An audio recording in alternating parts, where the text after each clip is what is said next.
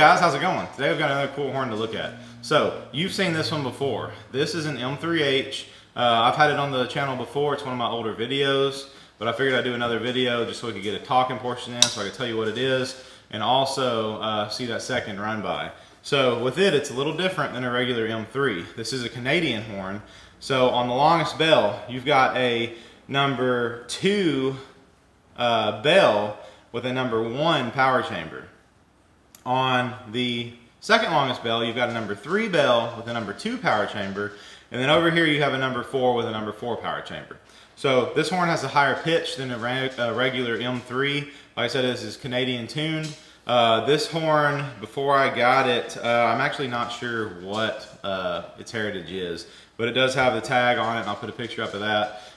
Anyway, good sounding horn. It has been fully remachined and of course painted by me. The machine work was done out of California by a professional out there. It had completely remachined heads and back caps. So it does have the original diaphragms, but it sounds really good. So anyway, big air hog. Of course, with all M horns, they use a lot of air.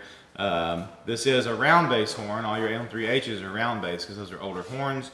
Your round base just means the top right here is rounded versus a scallop base like this horn. So round base horns, like I said, that's a Canadian thing. They did have those in the early 50s for like your regular M horns. But anyway, y'all enjoy this. This is the Nathan Airchime M3H.